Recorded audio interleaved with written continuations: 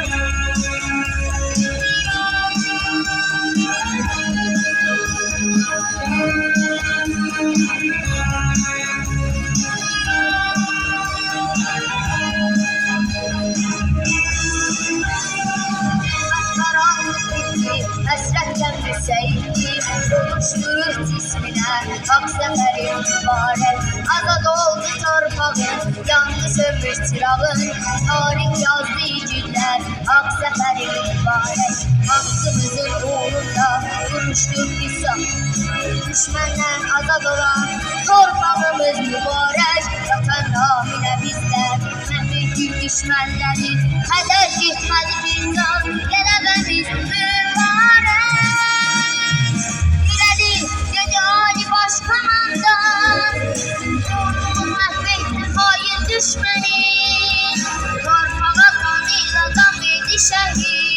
Bu indi azadlık göğüsünden. Alalet hakkını şehit anası. Bəxşetdi güneşi sen elimize. İlhamlı zaferle mehrum milletle. 73 ebedi avcımıza. 73 ebedi avcımıza.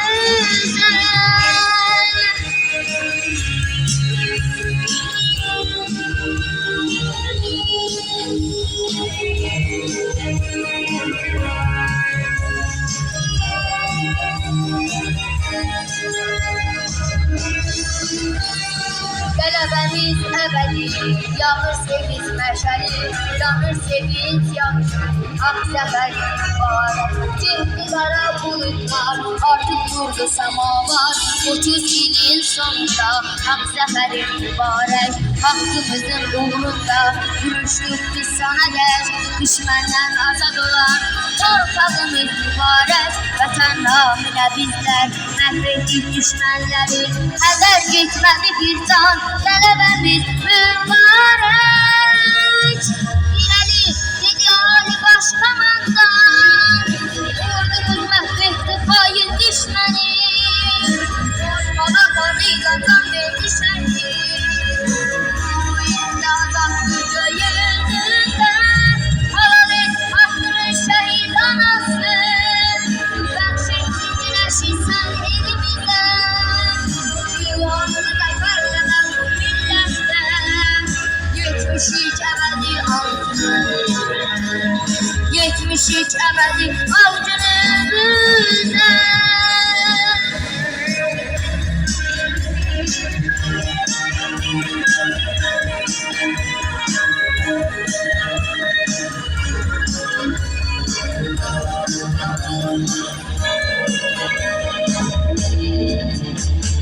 İrəli dedi Ali Başkomandan, ordumuz məhv etdi xain düşməni, torpağa qanıyla can verdi şəhid. Ruhu indi azadlıq göğüsündən, halal et haqqını şəhid anası. Bəxşetdi güneşi sen elimize. İlhamlı zaferle mehrum milletle. 73 ebedi avcımıza. 73 ebedi avcımıza.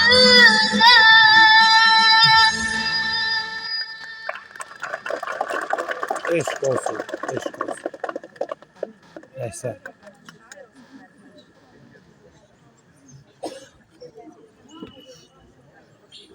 Titrək əllərinlə alıb şəklini, ah çəkib ağlama şəhid anası. Dizlərin üstünə əyib belini, sellər tək çağlama şəhid anası. Nə deyim, nə yazım, qələmim donub, İlhamın dünyası odlanır yanır. Sənin gözünündən yanırlar sınıb, çox matəm saxlama şəhid anası. Nə deyim, nə yazım, qələmim donub, İlhamın dünyası odlanır yanır. Sənin gözümündən yanırlar sınır, qarş al, bağlama şəhid anası.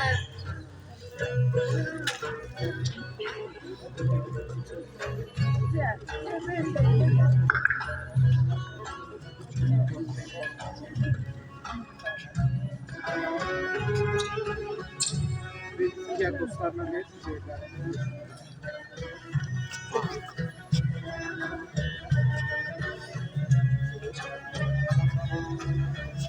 Şehitler ölmür ki qəlbdə yaşayır. Ruhuna hürmətlə olunur sükut. Ey şəhid anası, ağlama nə olar? Sil göz yaşlarını, başını dik tut.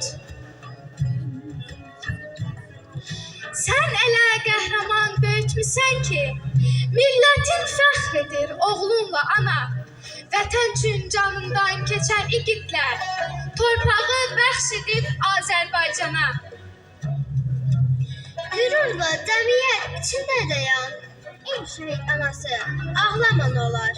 Boş yerə deyilmir bu kəlmələr. Qəhrəman ağlar, qəhrəman doğar.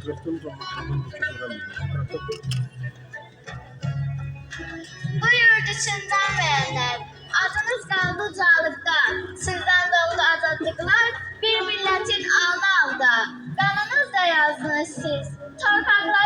tarixini, hər daşında, hər qarışında yaşadırıq şəhidini.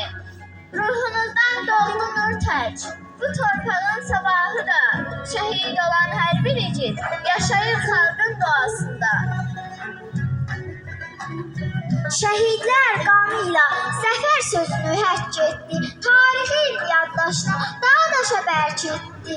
Şəhadət körpüsü ilə bu dünyanı tərk etdi. Şəhidlərin verdiyi mərd başını ucaldır, cənnətin quşlarıdır, məqamları ucadır.